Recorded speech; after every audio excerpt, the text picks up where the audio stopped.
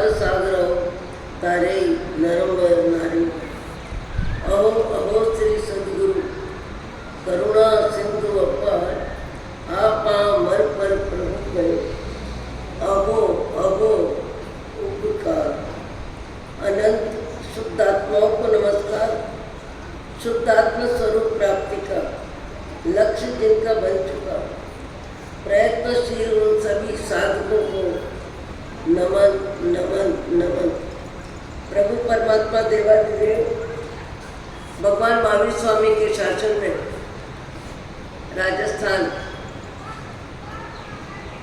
कोटा शहर दानबाड़ी दादाबाड़ी परिसर में आप हम सब सम्मिलित हैं अपने ही चेतन चिदानंद को जागृत करने के लिए। इस शब्द पे खूब जोर देना, अपने ही चेतन चिदानंद को जागृत करने के लिए, मोह की नींद छोड़ने के लिए, आत्मज्ञान की प्राप्ति में हमारा मन बुद्धि प्राणों का व्यवसाय हो, ऐसी सद्गुरु आपको मुझको सबको सद्बुद्धि दे। आपने हमने सबने जहाँ भी सुनते हो, जब भी सुनते हो, जिससे भी सुनते हो, पूरे भारत के साधु साधुओं के व्याख्यान जहाँ जहाँ चातुर्मास है लगभग सब जगह सत्संग स्वाध्याय का माहौल 9 से 10, 9 से 10:30, 10:15 अपनी अपनी अनुकूलता से, क्या दिगंबर, क्या श्वेतांबर, क्या चाणक मंदिर तपा करता, जितने भी भेद प्रभेद हैं पूरे भारत में स्वाध्याय की प्रवृत्ति चातुर्मास में खास करके सावन भादों को होती है। और सत्संग में आने वालों की रुचि हो तो 4 महीने चौमासे में स्वाध्याय चलता है। स्वाध्याय यानी आत्महित की बात। 24 घंटे में 23 घंटे का जो समय है उस समय की व्यवस्था अलग है, और उस समय की व्यवस्था में शारीरिक जिंदगी से ज़्यादा कोई व्यवसाय होता नहीं है। सारा व्यवसाय शारीरिक जिंदगी से संबंधित ही चलता है, और शारीरिक जिंदगी जब जिस जीव को जो मिलती है उस शरीर में मैं बुद्धि और मोह बुद्धि सब जीवों में होती है। अब जिसको जितनी सुविधा व्यवस्था मिली नहीं मिली वो बात अलग, पर 24 घंटे में सबसे ज़्यादा मनुष्य जीवन का समय लगभग सभी का शारीरिक जिंदगी में ही ज़्यादा समय निकलता है। और शारीरिक जिंदगी उसे ही कहते हैं जो सदा सदा के लिए छूटने वाली है। शारीरिक जिंदगी सदा सदा के लिए बदलने वाली है। आपको हमको सबको मालूम है कि हमारा जन्म कब हुआ, कहाँ हुआ, किस गली मोहल्ले गांव प्रांत में, शहर में, गांव में, माता के यहाँ जब भी शरीर का जन्म हुआ सबको मालूम है। पर इस शरीर में जन्म होने के बाद सारा विस्तार, सारा परिचय, सारा परिवार सब कुछ जानकारी में है। पर इस भव से पहले हम कहाँ थे? थोड़े इधर आ जाइए, धूप आपके नजदीक, इस तरफ जगह है।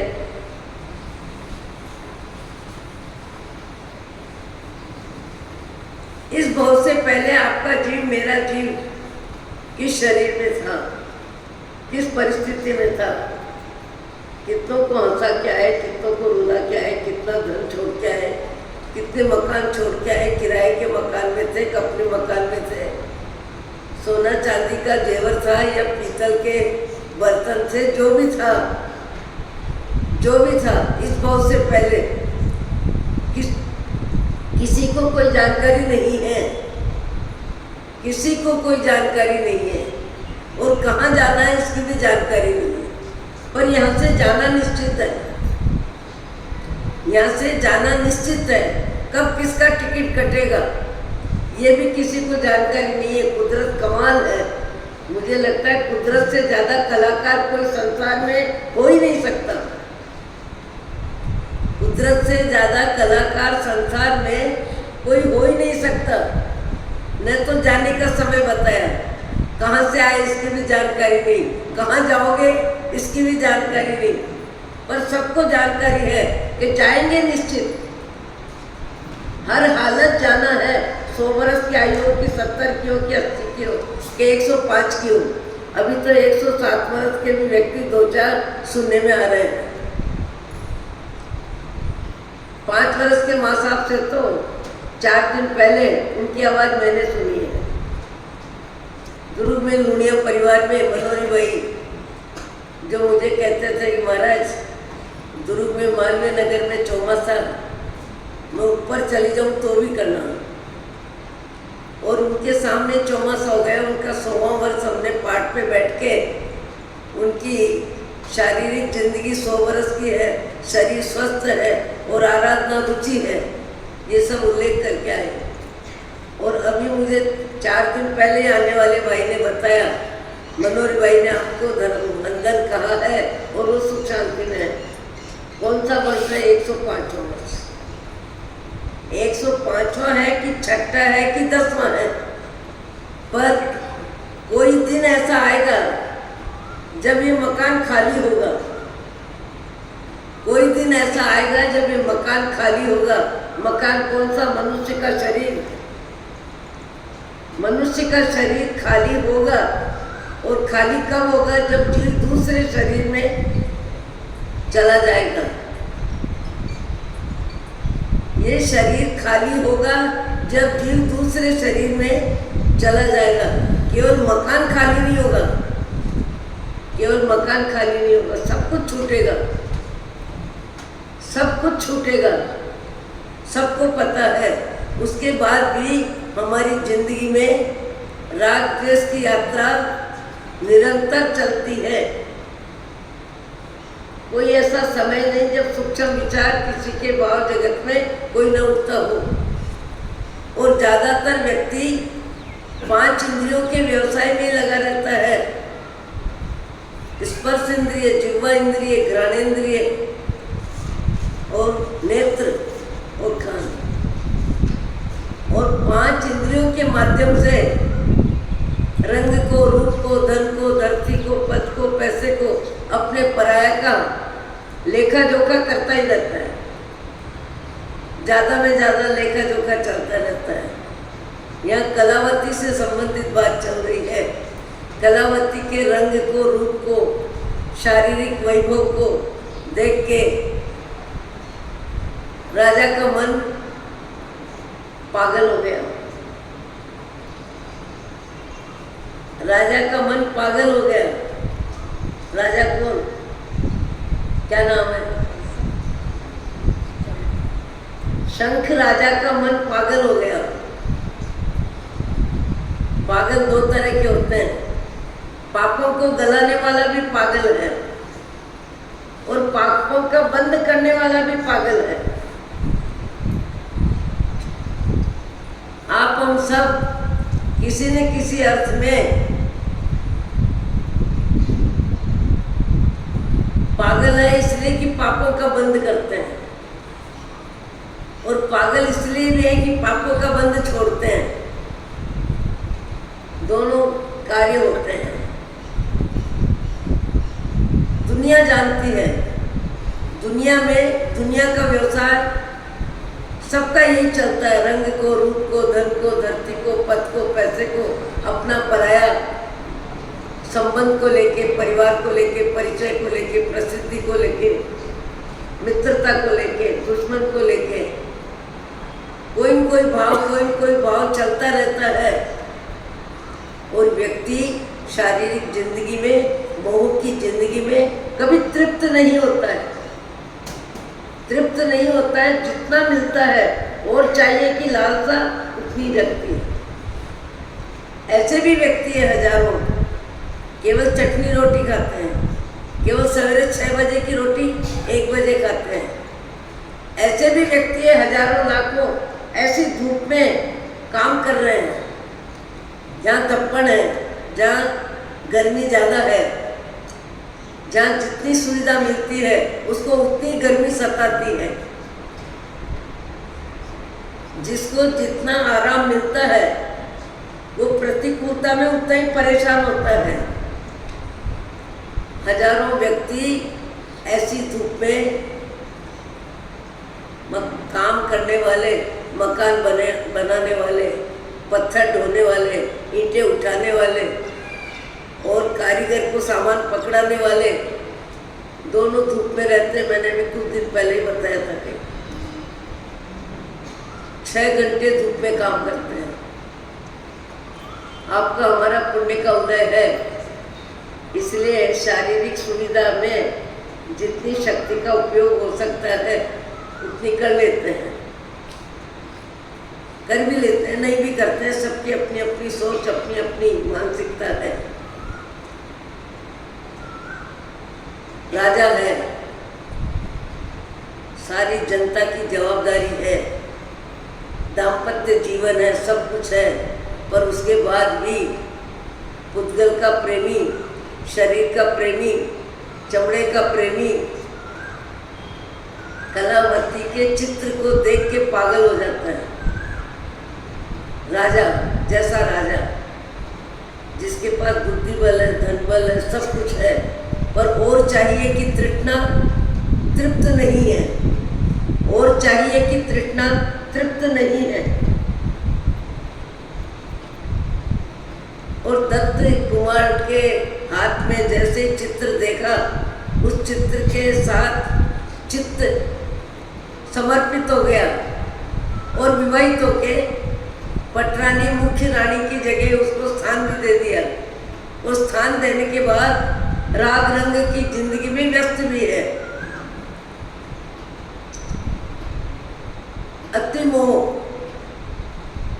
अति मोह व्यक्ति को जितना ज्यादा व्यस्त करता है, पर योग संयोग एक दिन ऐसा बनता है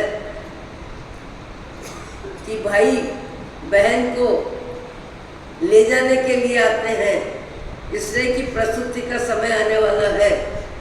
और माँ बाप ने, भाई भाभी ने जाते समय अपनी बेटी के लिए, बहन के लिए बहुत कुछ भेजा है, और जो भेजा है उसमें हीरे माणक मोती का जेवर है, और वो पेटी में बंद है। और राजा साहब से मिलने के लिए साली जी गए, पर राजा साहब किसी वजह से मिले नहीं।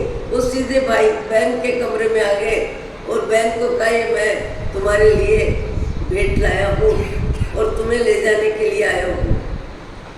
ये वार्तालाप भीतर कमरे में चल रहा है, वार्तालाप भीतर में कमरे में चल रहा है।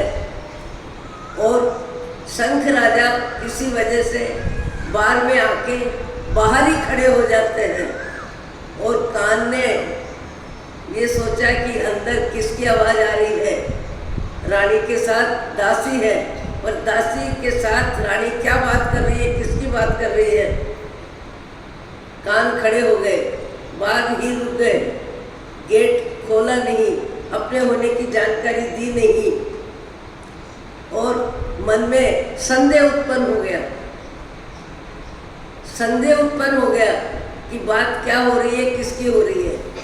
जब महारानी वो भुजबंद को देखती है खोल के, और अति प्रसन्न हो जाती है। हमारी प्रसन्नता का आधार क्या है?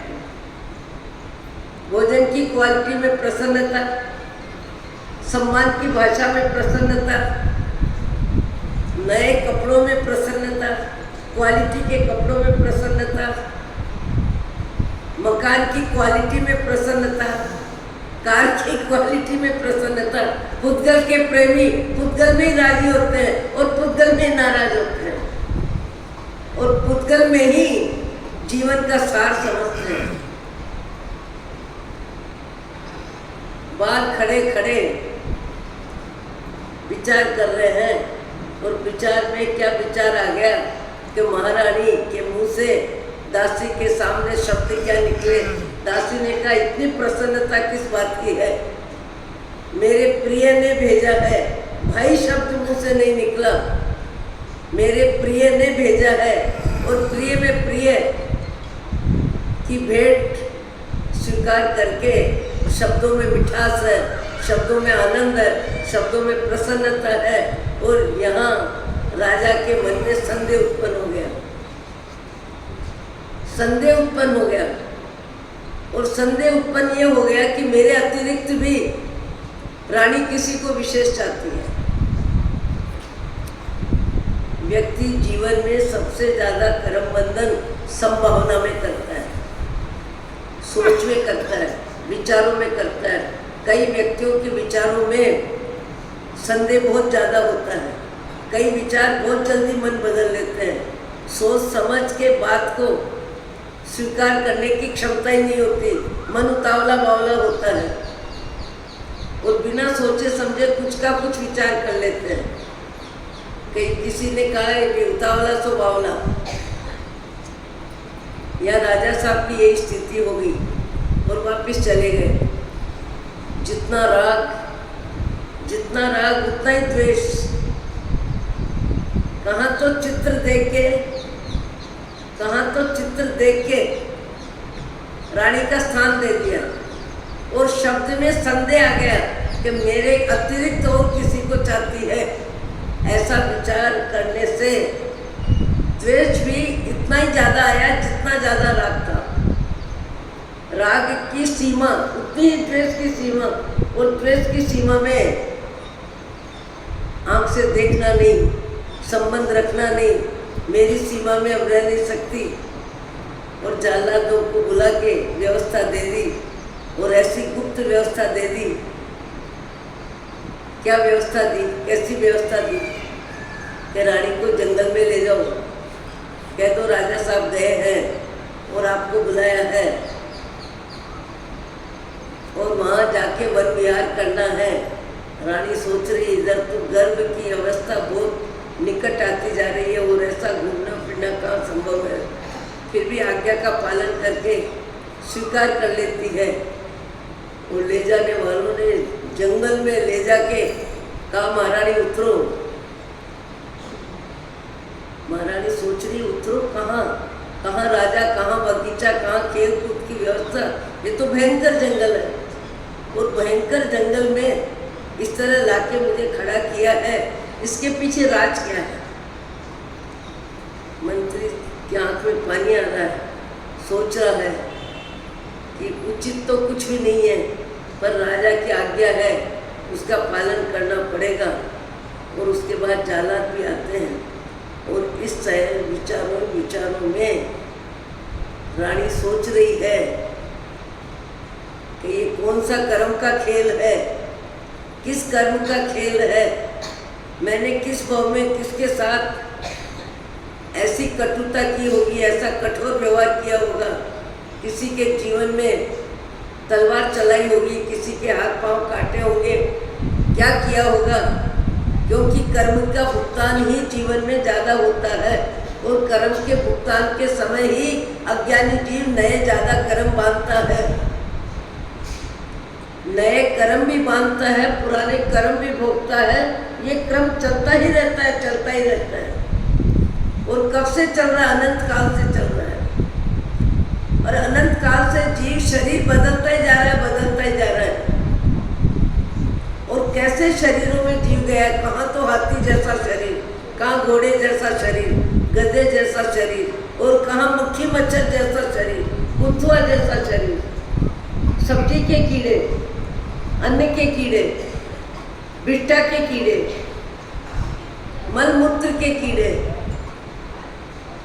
जीव को आत्मज्ञान की भूमिका में सद्गुरु की कृपा से जब प्रवेश होता है तब बाह्य जगत रहता है, बाह्य जगत की व्यवस्था भी होती है, बाह्य जगत की जवाबदारी भी निभाता है। पर उसके बाद भी उसका मन पाप में कांपता है, पाप में मन कांपता है, इसलिए कि इसका भुगतान मुझे ही करना पड़ेगा। आपने सुना होगा व्याख्यान में साथी जी से, क्योंकि लगातार आपके यहाँ चातुर्मास चल रहे हैं, तो चातुर्मास में कोई भी सुनाएगा, क्या सुनाएगा, यही बातें सुनाएगा। वैराग्य नीति जी याद, विद्युत प्रवासी जी का चातुर्मास, फिर अक्षय निधि जी का दूसरा चातुर्मास अक्षय निधि जी का। अक्षय निधि जी का, फिर तीसरा चातुर्मास प्रबंजना जी का, और चौथा चातुर्मास आचार्य महाराज का। आचार्य महाराज का मार्गदर्शन है कि रविवार को 36,000 एकासन हो, और यहाँ चातुर्मास करके पधारे हैं, इसलिए कोटा श्री संघ की जवाबदारी और भी ज़्यादा आ जाती है, और एक समय का आहार में कोई खास तकलीफ नहीं है। पर मैंने सुना है कई व्यक्ति बाहर भी जा रहे हैं, नहीं तो एकादश ने अधिक होना श्रावण मास में सामान्य बात है, और एकादश का लाभ लेने वाले भी तैयार हैं और एकादश करने वाले भी तैयार हैं। और व्याख्यान के बाद में स्वाध्याय 11:15 तक, 11:15 से 11:15, फिर देववंदन, और 11:15 से 11:30 दादा गुरुदेव की भक्ति इत्तिसा का पाठ सामूहिक, और 11:30 से फिर पेट पूर्ति के लिए एकासर की व्यवस्था में मन बुद्धि प्राण को भोजनशाला में ले जाना, ये समय की व्यवस्था है। और श्रावण मास में एकादश करना तो बड़ी बात नहीं है। जैन समाज में तो त्याग और तप के संस्कार कमाल कमाल कमाल है। आज भी कई व्यक्ति हैं, पर्यूषण शायद 35 वर्ष से करते हैं। अभी मेरे को उन्होंने समय बताया, विजय सचेती 15 मास तक श्रवण लगातार, हर वर्ष एक ही जिम्मा से पचखान 10 तेले के, और उपवास करने से पहले टिप्पण में ट्रेन में रोटी खा के आना, और पाड़ना माँ बाप के घर जाके उनका चरण स्पर्श करके पाड़ना करना, तभी पाड़ना 15 मास तक श्रवण में श्री संख्या एक बार भी पाड़ना किया नहीं। और 28-29 उपवास को आखिरी तेला पचक के चले जाना, 15 मास तक। अभी उन्होंने 18 महीना लगातार, अभी भी आएंगे पर्यूषण में, 18 महीना लगातार आंबी, और विचार क्या था कि 14 वर्ष तक लगातार आंबी करके मुझे अखंड वर्तमान तप की ओली पूरी करनी है। अभी वर्तमान तप की ओली पूरी, वैराग्य भावों में दृढ़ता है, खाने पीने में स्वाद का राग जिनका कम में कम हुआ है, साथ ही प्रज्ञा सिद्धि खरतर गज के एक योग्य में योग्य विशिष्ट साध्वी जी, जिनकी 100 वर्ष 100वीं ओली पूरी होगी अभी, और पाड़ना पालीताना में होगा। आचार्य श्री की निश्रा में पाड़ना है उनका, तो शायद दिसंबर जनवरी जब भी हो। तो आज भी ऐसे व्यक्ति भी है जिनको आहार छोड़ने का अभ्यास ही नहीं है, रात्रि में भी भोजन छोड़ने का अभ्यास ही नहीं है। हजारों व्यक्ति जैन समाज में हैं, और हजारों व्यक्ति ऐसे भी हैं जो रात्रि में पानी भी नहीं पीते। श्रावक श्राविकाओं में रात्रि में पानी भी नहीं लेते हैं। अभी हमारे एक साथी जी 16 वर्ष से मृदुला से जी वर्षी तप कर रहे हैं। वैराग्य निधि जी की मातोश्री जैनाश्री जी 29 वर्ष से वर्षी तप कर रहे हैं। तप का अभ्यास भी करते करते मन संध जाता है, मन तैयार हो जाता है। और जो कभी कुछ करते ही नहीं है, उनका मन चाय का पानी छोड़ने का भी नहीं होता है। कई बहनें कई भाई कहते हैं महाराज उपवास तो कर लेंगे, एकादशा कर लेंगे, चाय पीने की छूट दे दो। चाय सवेरे पी लें, फिर भले हमसे कुछ भी कराना। मजाक में कभी व्यक्ति ऐसा भी बोलता है चाय की छूट दे दो। सबके अपने अपने संस्कार है, अपनी अपनी आसक्ति है, अपने अपने विचार हैं। और कई व्यक्ति अपनी शक्ति का उपयोग कैसे करते हैं, अभी साइला जी को कहो तो उठ के चले जाएंगे। कई व्यक्ति अपने ढंग से त्याग और तप में जीवन को खूब आगे बढ़ाते हैं। और कई व्यक्ति ऐसे भी हैं जो दिन में 2 बार भोजन करना ही नहीं जानते हैं। रात को 8-9 बजे ही भोजन होता है। मनुष्य भाव में पुण्य के उदय में अपने मन की इजाजत जैसी मिले वैसा पुण्य के उदय में व्यक्ति उपयोग करता है। पर 8 बजे रोटी खाने वाले अपने आप से पूछें कि पशु गति में 9 बजे कोई घाट डालेगा क्या? पशु गति में 9 बजे घास कोई डालता नहीं है। पानी घास सब दिन में मिलता है। पुण्य के उदय में गरम नरम रोटी खाने के लिए टिप्पण ले जाना व्यक्ति पसंद नहीं करता है। पर जिस गति में जाता है उस गति के विचार स्वीकार करने ही पड़ते हैं और उस गति के अनुसार जीव को जीना ही पड़ता है। मैं बहुत बार चिंतन करती रहती हूँ। यहाँ तो मुझे वनस्पति खूब दिखाई देती है। मैंने कहा जीवाराम, तुमने अनंत काल व्यतीत किया है वनस्पति में और 5 स्थावर में। गर्मी कितनी भी पड़े, वृक्ष को स्थिर ही रहना है, इधर से उधर जा नहीं सकता। वर्षा कितनी भी हो वहीं खड़े रहना है। सर्दी कितनी भी हो वहीं खड़ा रहना है। अपने दुख को व्यक्त करने के लिए जिह्वा आदि कोई साधन नहीं है। दुख है, आत्मा है, अनुभव है, पर अनुभव की अभिव्यक्ति हो ही नहीं सकती है। अनुभव की अभिव्यक्ति हो ही नहीं सकती है। कभी कभी आपको हमको देखने को मिलते हैं कई व्यक्ति जिनको अपन क्या कहते हैं, गूंगे बहरे। आज भारत में हजारों की संख्या में ऐसे व्यक्ति भी हैं। मनुष्य भाव मिला है, खाना पीने की, परिवार की सुविधा व्यवस्था मिली है, पर अपनी इंद्रियों का पता नहीं किस भाव में कितना दुरुपयोग किया होगा। कई जीवों हजारों की संख्या में आँख नहीं है। जोधपुर में मैं खुद व्याख्यान दे के आई हूँ। सुशीला बोरा अध्यक्ष स्थानकवासी परंपरा में आचार्य अस्थिमल जी महाराज के श्रद्धालु श्राविका अभी कुछ समय पहले मेरे से मिलके गई है। 500 अंधों का स्कूल, उसमें वो डायरेक्टर अध्यक्ष है। आत्मा का भी ध्यान खूब करती है, स्वाध्याय भी करती है और सेवा भी खूब करती है। 500 बच्चे एक साथ मैंने देखे, उनकी पढ़ाई लिखाई की सारी व्यवस्था है, पर आँख नहीं है। कईयों के पास आवाज नहीं है, सुनने के लिए सुनने की शक्ति नहीं है। अभी एक बहन आई थी, छोटा सा नन्ना मुन्ना बच्चा, 2.5 बरस का, 3 बरस से ज़्यादा नहीं होगा। उसको डॉक्टर से सलाह लेने के लिए कहाँ दूसरे गांव से आई थी। बोले बच्चा सुनता नहीं है, सुनता नहीं है इसलिए बोलता नहीं है। जिनको जो इंद्रिय नहीं मिली उनको मालूम है कि वेदना भीतर में क्या होती होगी, कैसी होती है। कि बोलना चाहते हैं वो बोल नहीं सकते हैं, खाना चाहते हैं और खा नहीं सकते, चलना चाहते हैं और चल नहीं सकते, पाँव नहीं है। सोचना चाहते हैं पर मस्तिष्क नहीं है। सब प्रकार के जीवों का भुगतान मनुष्य भाव में देखने को मिलता है। मैंने कुछ दिन पहले कहा, दूसरी बार बोल रही हूँ शायद।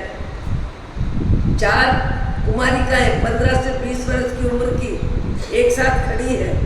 नानी जी उनके लेके आए हैं और मैंने प्रश्न किया है, बात चालू कहाँ से करें लड़कियों के लिए। मैंने कहा क्या पढ़ती हो, कौन सी कक्षा में पढ़ती हो।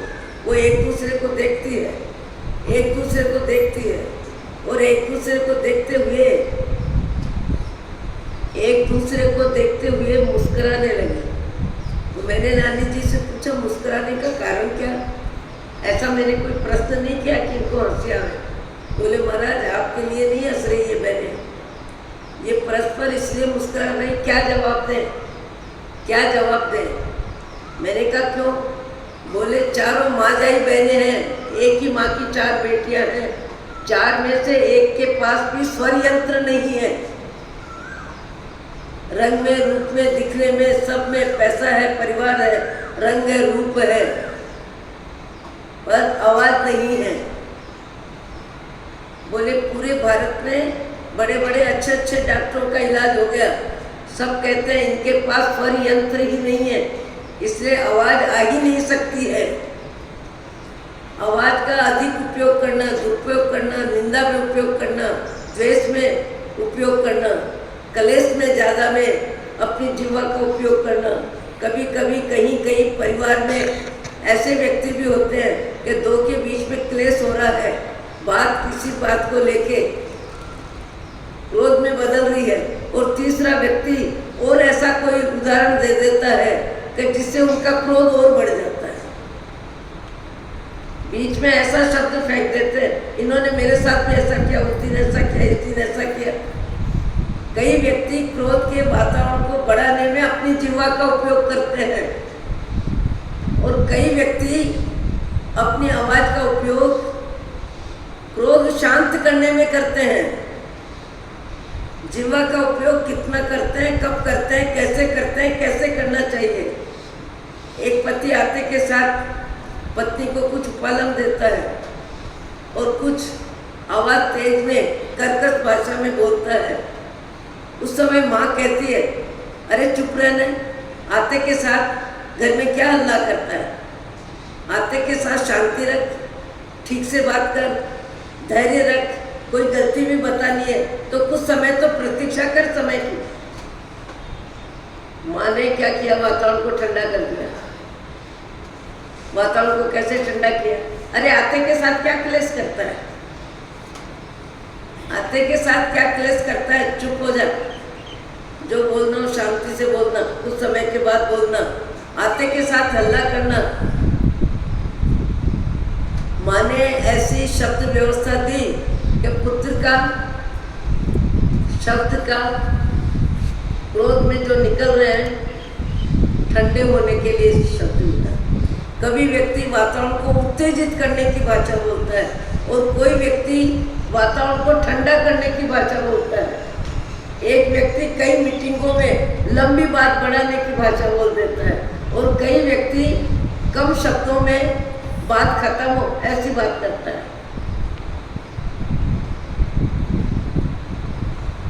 मने मनुष्याणां कारणं बंध मोक्ष। आपको, हमको, सबको, आपको यही बात करनी है। इसी के लिए हमारा सत्संग है।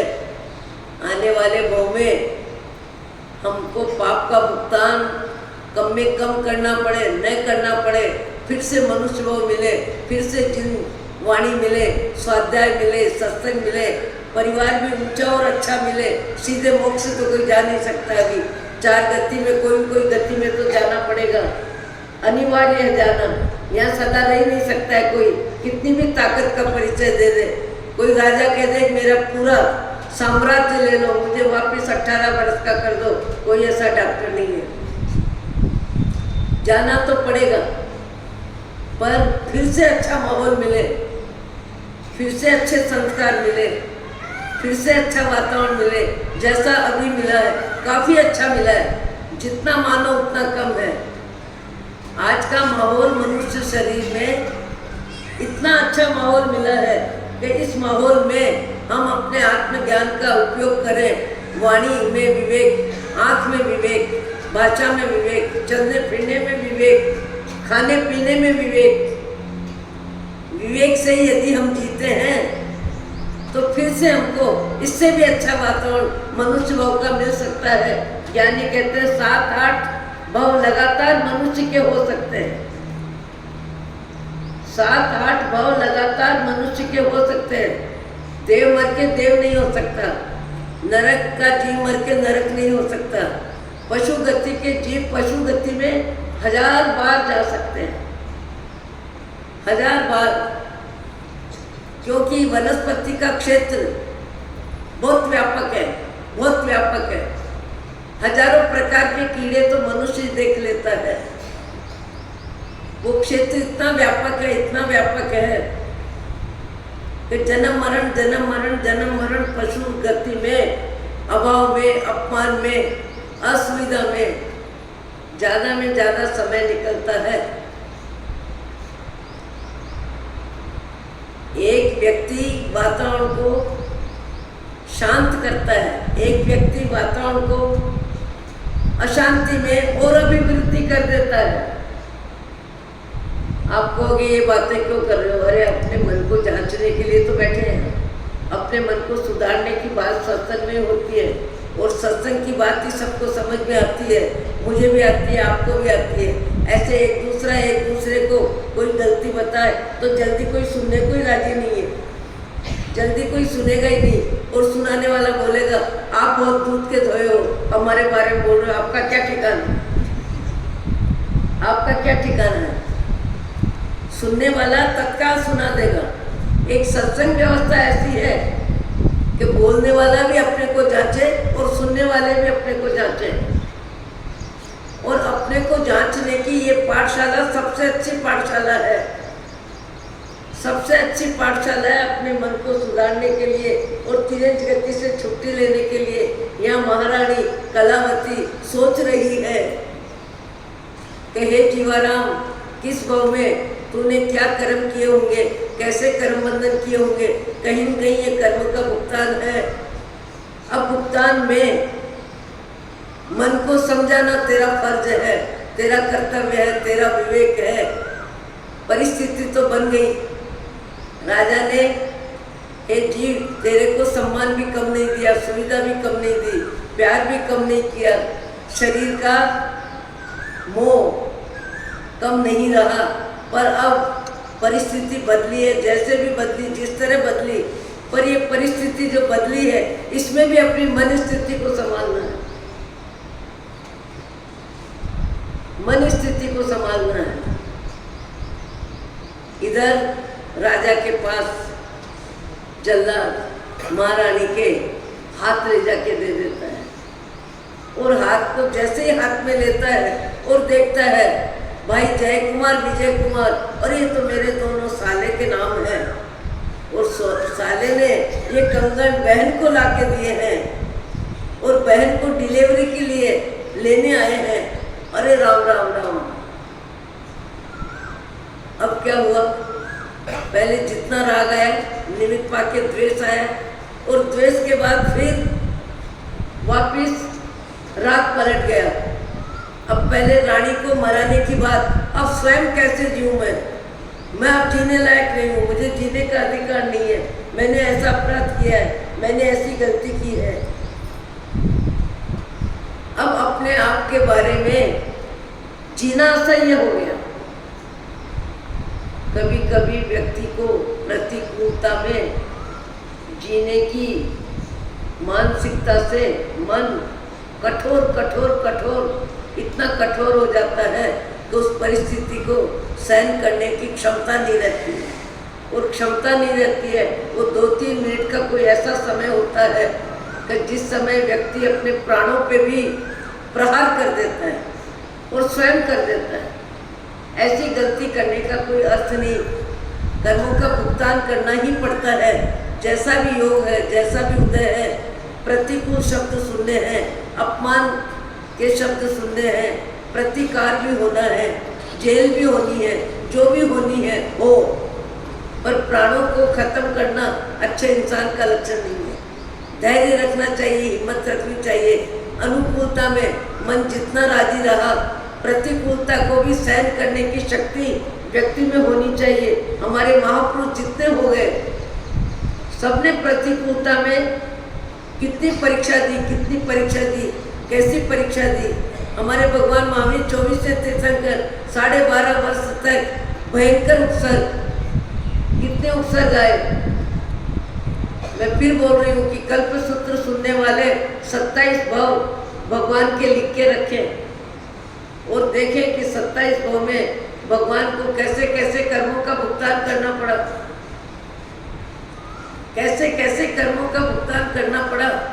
कर्म बंधन में व्यक्ति का मन विवेक में नहीं रहता है, सत्ता के मत में, संपत्ति के अहंकार में, पद के अहंकार में, पैसे की अधिकता में, नाम की अधिकता में, ख्याति में व्यक्ति बाह्य जगत में पुण्य पाप के झोंके में उलझ जाता है और ज़्यादातर पुण्य के उदय में ज़्यादा कर्म बंधन करता है। पुण्य के उदय में मन इतरा जाता है, पुण्य के उदय में कई व्यक्ति तो सुनाना जानते हैं, सुनना जानते नहीं है। कई व्यक्ति रूखी रोटी खाना ही नहीं जानते हैं। मैंने एक व्यक्ति से पूछा, आपकी उम्र क्या है? 60 बरस की। मैंने कहा, आपने आईमिल कितने किए? बोले आईमिल नाम सुनना है, मैंने एक आईमिल नहीं किया, मैं रूखी रोटी नहीं खा सकता। आईमिल का नाम सुना है, मैंने एक आईमिल नहीं किया। शायद इस सभा में 1-2 व्यक्ति ऐसे भाग्यवान भी मिल सकते हैं। एक व्यक्ति से मैंने 10 वर्ष की उम्र में पूछा, उसके पिता खड़े थे, कि तुमने आईमिल का नाम सुना है? मैंने कहा, तुमने आईमिल का नाम सुना है? नहीं, 10 नहीं, 18, 20, शायद 22 वर्ष की उम्र होगी। कलकत्ते का लड़का था, हैदराबाद में सुना। मैंने कहा कि तुमने आईमिल सुना है? आईमिल समझते हो? आईमिल किसको कहते हैं? जैन धर्म में तप बहुत प्रकार का होता है, और तप में अपने मन को ही कसना होता है, मन को ही शिक्षित करना होता है, और मन को ही अनुकूलता में अनुकूलता का त्याग करना पड़ता है, तब आईमिल तप होता है। और अनुकूलता में अनुकूलता का त्याग करता है, उसी को तप कहा जाता है। अनुकूलता नहीं मिले, वो तो पशु गति में रोज ही जीव सब सहन कर रहा है। कबूतर को पूछो क्या खाता है कबूतर? चने, फिर क्या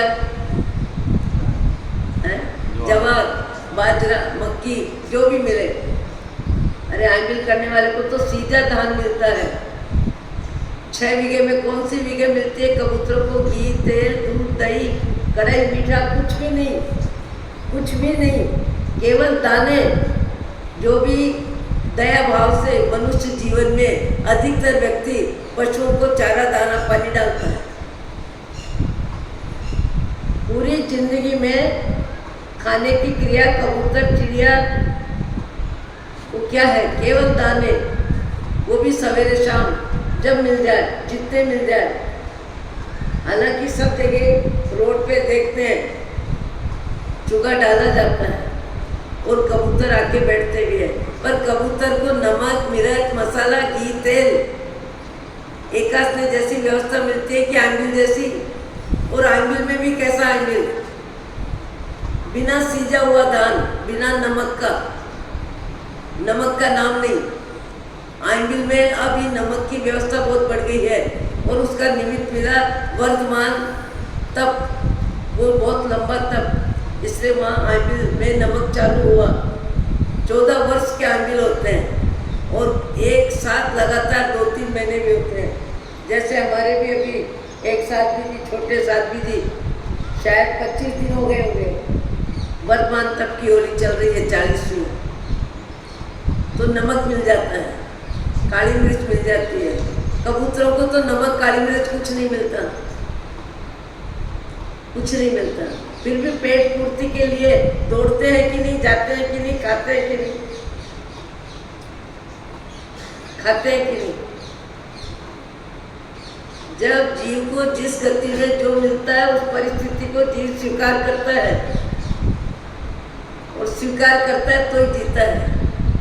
शायद वो महानुभाव 18 वर्ष 16 वर्ष कितने थे, मैंने पूछा कि तुमने जीवन में आईमिल तप किया? तो मुस्कुराने लगा। मैंने कहा क्यों? बोले मेरे पिताजी ने 4.5 वर्ष की उम्र में नौपत की होली करवा दी, 9 दिन आईमिल करवा दिए। और बड़ा परिवार, नाम सुना होगा कलकत्ते में, बोथरा परिवार, परिचंजी बोथरा परिवार के पोते की बात है, जो परमात्मा भक्ति में और समाज सेवा में, साधन में, भक्ति में बहुत ताकत का उपयोग किया। आज भी कई व्यक्ति परिचंजी बोथरा का नाम जानते हैं। उनका पोता लाखों रुपया कमाने वाला, उसने कहा मैंने पिताजी मम्मी ने 4.5 वर्ष की उम्र में मुझे 9 दिन के आईमिल करा दिए। अभी कल्पेश भाई ने उद्यान तक करा दिया 6 वर्ष की अपनी पोती को। बोले नहीं, संस्कार देने हैं। ऐसे भी व्यक्ति हैं। फिर बहू ने कहा कि बच्ची अकेली नहीं कर सकेगी, बोले तुम भी बैठ जाओ इसके साथ। बेटे की बहू को भी बैठा दिया, पोती को भी बैठा दिया। माला 1 करोड़ में पहनाई, वो कोई बड़ी बात नहीं। बच्ची को माला पहनाई वो तो ठीक, पर ऐसे भी धर्मी लोग होते हैं जो अपनी संतान का मोह में ही ध्यान नहीं रखते, आत्मा का भी संस्कार देने में ध्यान रखते हैं। ऐसे भी माँ बाप होते हैं। 4.5 वर्ष की उम्र में आमिर तप, यहाँ कोई तप नहीं, यहाँ तो अभी जिंदगी खत्म करने का भाव आ गया राजा को। कब मुझे जीने का अधिकार ही नहीं है, मैं जी नहीं सकता हूँ। तब फिर मंत्री वगैरह आए कि बिना विचारे जो करे सो पाछे पछताए, काम बिगाड़े आपनो जग में हो तसाए। बोले राजा साहब, आप राजा साहब हैं, हमको बोलने का अधिकार नहीं है। हम आपको उचित बात बोले, पर बोलना पड़ रहा है कि आपने बिना विचारे कलावती जैसी योग्य नारी के साथ जितना राग किया, जितना मोह किया, पत्नी बनाया और उसको जंगल में जिस तरह से आपने भेज दिया, आपकी क्षमता में संतुलन नहीं है, आपकी क्षमता में विचार शक्ति नहीं है, उतावला बावलापन है। एक तो रानी को जंगल में भेज के पूरे शहर में, पूरी प्रजा में अशांति फैला दी, और अब कह रहे हो कि मुझे भी मरना है। एक भूल करी, अब ये दूसरी भूल और करने की बात कर रहे हो।